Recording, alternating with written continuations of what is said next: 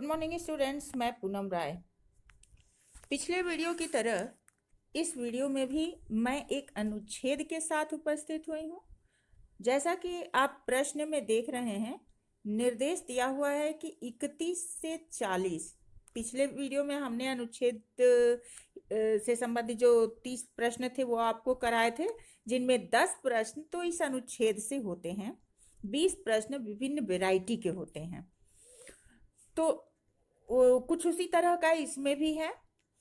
अनुच्छेद को पढ़ के नीचे दिए गए 10 प्रश्नों के उत्तर देने हैं और 20 प्रश्न का पैटर्न थोड़ा थोड़ा चेंज रहता है।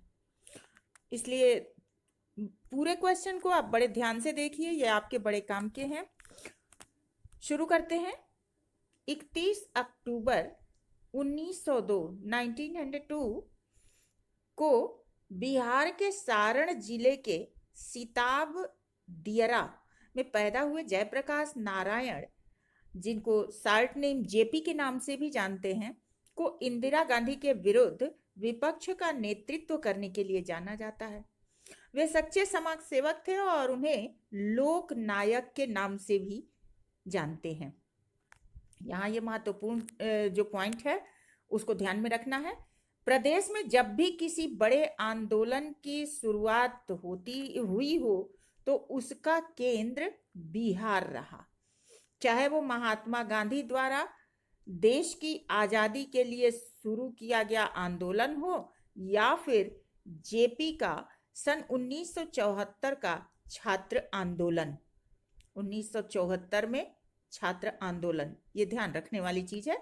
1974 में पहली बार उन्होंने किसानों के बिहार आंदोलन में राज्य सरकार के इस्तीफे की मांग की थी। दूसरी तरफ केंद्र में काबिज इंदिरा गांधी के प्रशासनिक नीतियों के खिलाफ भी उनके मन में आक्रोश पनप रहा था। बुजुर्ग हो चुके जयप्रकाश नारायण का शरीर उनकी हिम्मत का साथ नहीं दे रहा था, लेकिन उनका हौसला इन सब पर हावी था और उन्होंने बिहार में सरकारी भ्रष्टाचार के खिलाफ आंदोलन किया। उनके नेतृत्व में पीपुल्स फ्रंट ने गुजरात राज्य का चुनाव जीता था। इस बीच 1975 में इंदिरा गांधी ने आपातकाल की घोषणा की, जिसके अंतर्गत जेपी सहित 600 से ज्यादा सत्ता विरोधी नेताओं को बंदी बना लिया गया था। इतना ही नहीं, प्रजातंत्र का चौथा आधार स्तंभ माने जाने वाले मीडिया पर भी कड़े प्रतिबंध लगा दिए गए थे। उधर कुछ दिन बाद जेपी की तबीयत खराब होने लगी, जिसे देखते हुए 7 महीने बाद उनको जेल से छोड़ दिया गया। लेकिन जयप्रकाश नारायण ने तमाम दिक्कतों के बावजूद हार नहीं मानी और 1977 में सत्ता विरोधी लहर में उन्होंने इंदिरा गांधी का किला ढहा दिया और वे चुनाव हार गईं। मतलब इंदिरा गांधी उस समय चुनाव हार गई थी। आपातकाल भारतीय इतिहास का एक ऐसा काला अध्याय है जिसे भुलाया नहीं जा सकता। कहा जाता है कि इंदिरा ने अपनी नीतियों को थोपने के लिए इसका सहारा लिया था। वे युवाओं की आवाज को दबाना चाहती थीं, जिसका नेतृत्व जेपी नारायण कर रहे थे। आपातकाल के बाद हुए चुनाव के बाद एक दफा जेपी की वजह से इंदिरा गांधी रोने पर भी मजबूर हो गई थीं। जेपी के आंदोलन का ही असर था कि इंदिरा को आपातकाल की घोषणा करनी पड़ी। आमतौर पर धारणा है कि इंदिरा गांधी ने जयप्रकाश नारायण के आंदोलन को कुचलने के लिए आपातकाल लगाया था। गुजरात में शुरू हुआ छात्र आंदोलन शुरू हुआ गुजरात से। भ्रष्टाचार विरोधी आंदोलन बिहार पहुंच गया था। राजनीतिक दलों के आग्रह पर स्वतंत्रता सेनानी जयप्रकाश नारायण आंदोलन की बागडोर संभालने के लिए राजी हो गए थे। अंग्रेजों को चुनौती देने वाले जयप्रकाश नारायण के आंदोलन की बागडोर संभालते ही पूरे देश में सामाजिक क्रांति की ज्वाला धधक रही थी। प्रधानमंत्री इंदिरा गांधी के लिए इस आंदोलन पर काबू पाना मुश्किल हो रहा था। इंदिरा गांधी के इर्द गिर्द भ्रष्टाचारियों और सत्ता लोलुपों का जमावड़ा था। विभिन्न शासकीय पदों पर बैठे कांग्रेसी नेता भ्रष्टाचार में आकंठ डूबे हुए थे। जयप्रकाश नारायण का आंदोलन उन्हीं भ्रष्टाचार शक्तियों के खिलाफ था, उन्हीं भ्रष्ट शक्तियों के खिलाफ था। वह व्यवस्था बदलना चाहते थे, शासक को नहीं बदलना चाहते थे। जो भ्रष्टाचार घुस गया था उसको वो बदलना चाहते थे। उनका आंदोलन इंदिरा गांधी के खिलाफ नहीं था। इंदिरा गांधी ने इसे अपने खिलाफ मानना शुरू कर दिया क्योंकि शासन की बागडोर उनके हाथ में थी। तो ये हमारा पैराग्राफ था। उम्मीद है पैराग्राफ पढ़ते समय मुख्य बातें आपके दिमाग में आ गई होंगी। अब इनमें से क्वेश्चन है कि अनुच्छेद किस भारतीय इतिहास का काला अध्याय कहा गया है?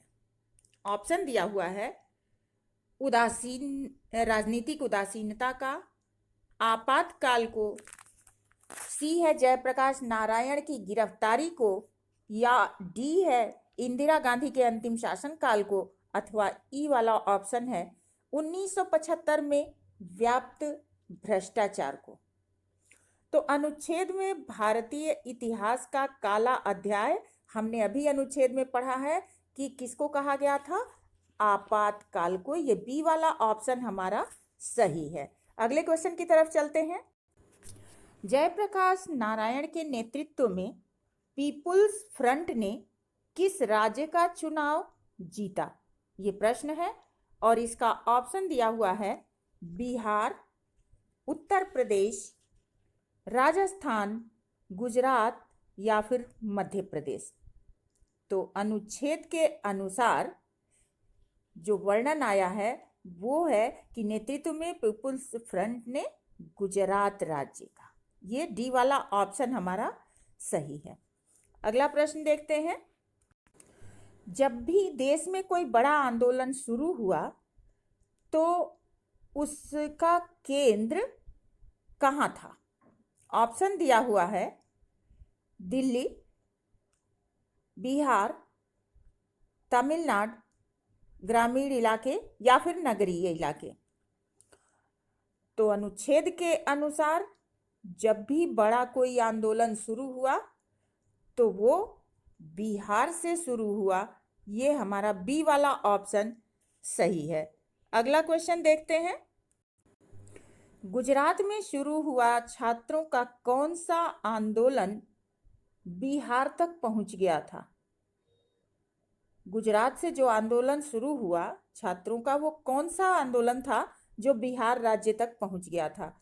ऑप्शन दिया हुआ है शिक्षा का अधिकार,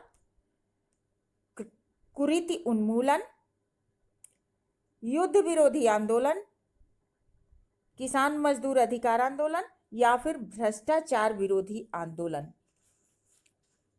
तो इसका जो सही ऑप्शन है वो है भ्रष्टाचार विरोधी आंदोलन, जो पहुंच गया था बिहार तक। जो ये आंदोलन गुजरात से शुरू हुआ था और बिहार राज्य तक पहुंच गया था। ई वाला ऑप्शन यहां सही है। अगला प्रश्न, जयप्रकाश यानी जेपी को किस विशेष नाम से जाना जाता है? ऑप्शन दिया हुआ है धीर नायक, जन नायक, लोक नायक, गण नायक या फिर वीर नायक। तो उम्मीद है इसको बहुत सारे बच्चे जानते भी होंगे। जेपी यानी जयप्रकाश नारायण को लोक नायक के नाम से भी जाना जाता है। सी वाला ऑप्शन सही है। अगला प्रश्न, इंदिरा गांधी द्वारा आपातकाल की घोषणा किए जाने के बाद जयप्रकाश नारायण सहित लगभग कितने सत्ता विरोधी नेताओं को जेल में बंद कर दिया गया था? ऑप्शन दिया हुआ है 600 से अधिक, 5 दर्जन से अधिक, 2000 से अधिक, 5550 से अधिक या फिर 1200 से अधिक। तो अभी हमने अनुच्छेद में पढ़ा है कि आपातकाल की घोषणा किए जाने के बाद 600 से अधिक सत्ता विरोधी नेताओं को जेल में बंद कर दिया गया। ए वाला ऑप्शन सही है। अगला प्रश्न, प्रजातंत्र का चौथा आधार स्तंभ कहते हुए किसका उल्लेख किया गया है? विधायिका, जनमत, मीडिया, विश्वविद्यालय या न्यायपालिका? तो प्रजातंत्र का चौथा जो स्तंभ होता है वो होता है मीडिया। सी वाला ऑप्शन सही है। अगला प्रश्न देखते हैं। प्रश्न है, नीचे कुछ ऑप्शन दिए हुए हैं, इनमें से विपक्ष शब्द का संयुक्त समानार्थी कौन सा है? ऑप्शन दिया हुआ है पक्ष, प्रतिपक्ष, अपक्ष, निपक्ष और असहमत। कौन सा ऑप्शन सही हो सकता है? तो विपक्ष का जो सबसे सही ऑप्शन होगा प्रतिपक्ष। ये बी वाला ऑप्शन सही है। अगला प्रश्न, निम्नलिखित में से कौन सा शब्द बुजुर्ग का सबसे उपयुक्त समानार्थी है? बुजुर्ग का समानार्थी शब्द कौन सा होगा? ऑप्शन दिया हुआ है प्रौढ़, वयस्क, बुढ़ापा, बालिग या वृद्ध। तो बुजुर्ग का जो सही ऑप्शन होगा वो होगा वृद्ध। ये ई वाला ऑप्शन हमारा सही है।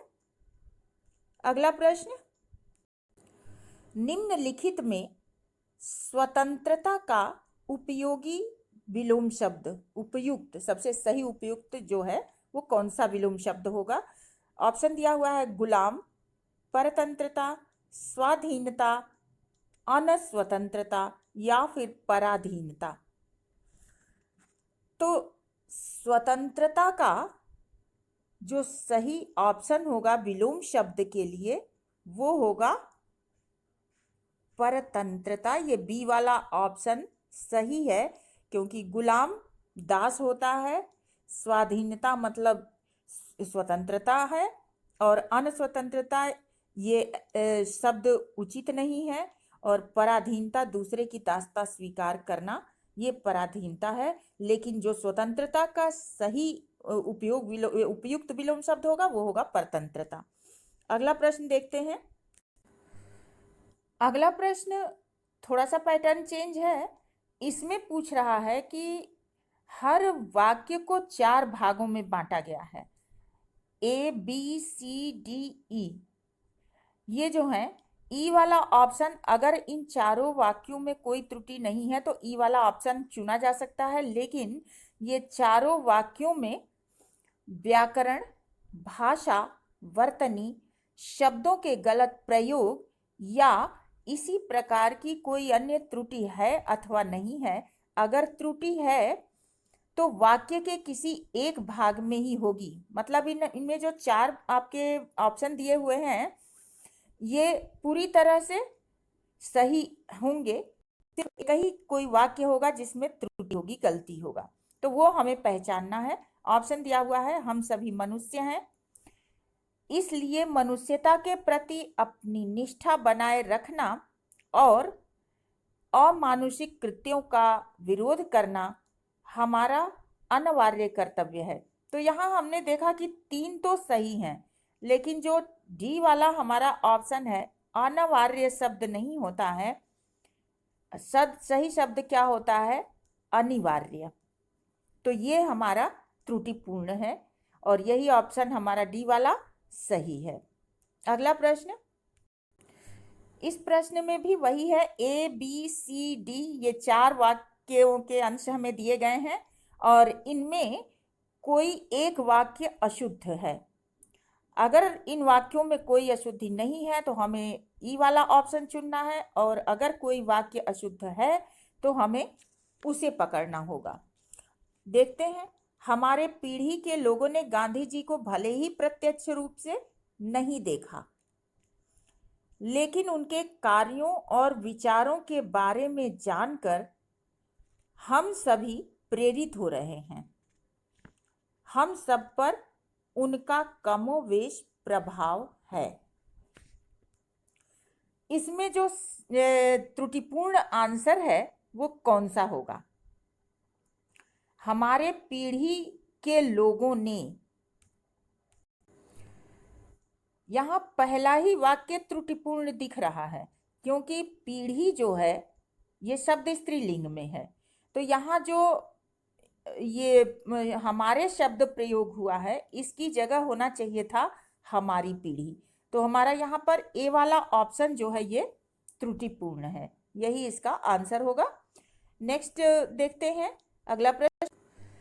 यहाँ भी वही है, 4 वाक्य दिए हुए हैं और इनमें हमें त्रुटियों को पकड़ना है। माना कि यह दौर बहुत अनुकूलन नहीं है। अनुकूल शब्द होता है, अनुकूलन नहीं होता। यहाँ पर ये मिस्टेक दिख रही है और कह रहा है कि एक ही वाक्य में है, तो हमें यहीं पे पकड़ में आ गया कि पहला वाक्य जो है ये त्रुटिपूर्ण है। ए वाला ऑप्शन यहाँ सही होगा। अगला देखते हैं। ये प्रश्न भी उसी पैटर्न पर है। 4 वाक्य हैं, अगर चारों वाक्यों में कोई त्रुटि नहीं है तो हमें 5वां ऑप्शन चुनना है, और जिस वाक्य में हमें त्रुटि मिल जाती है तो उसी को चुन लेना है। शिक्षित और कुशल लोगों की बेरोजगारी हम सबके लिए चिंता का विषय होना चाहिए, क्योंकि यह मात्र आजीविका का संकट ही नहीं है, बल्कि हमारा देश और समाज भी कई शिक्षित और कुशल व्यक्ति के अपेक्षित योगदान से वंचित रह जाता है। और अंतिम ऑप्शन है कि इनमें कोई त्रुटि नहीं है। हमारा देश और समाज भी कई शिक्षित और कुशल व्यक्ति, तो यहाँ पे हमें अशुद्धि दिख रही है, क्योंकि कई शिक्षित और कुशल व्यक्ति, तो जब कई हो गया तो कई बहुवचन है, यहाँ व्यक्तियों होना चाहिए। तो इस प्रकार जो हमारा सही ऑप्शन होगा वो होगा डी वाला, इसमें अशुद्धि है वचन संबंधी। अगला प्रश्न देखते हैं। ये भी उसी पैटर्न पर है। निजीकरण को कुछ लोग प्रगति की आवश्यक शर्त मानते हैं, क्योंकि ये वाक्य ठीक दिख रहा है। उन्हें सार्वजनिक उद्यमशीलता पर विश्वास नहीं पड़ता है। विश्वास नहीं पड़ता, यहाँ हमको यहीं पे मिल जा रहा है कि विश्वास नहीं होता होना चाहिए, पड़ता नहीं होगा। और यह प्रश्न में कह रहा है कि कोई एक ही वाक्य त्रुटिपूर्ण है, तो एक ही वाक्य त्रुटिपूर्ण है और वो हमको मिल गया। तो हमारा सही ऑप्शन बी वाला हो जाएगा कि उन्हें सार्वजनिक उद्यमशीलता पर विश्वास नहीं पड़ता, यहाँ पड़ता की जगह होना चाहिए। तो आज के लिए इतना ही, क्योंकि वीडियो लंबा हो रहा है और इस पैराग्राफ का आगे का भाग नेक्स्ट वीडियो में मिलते हैं। अगले वीडियो में, तब तक के लिए धन्यवाद।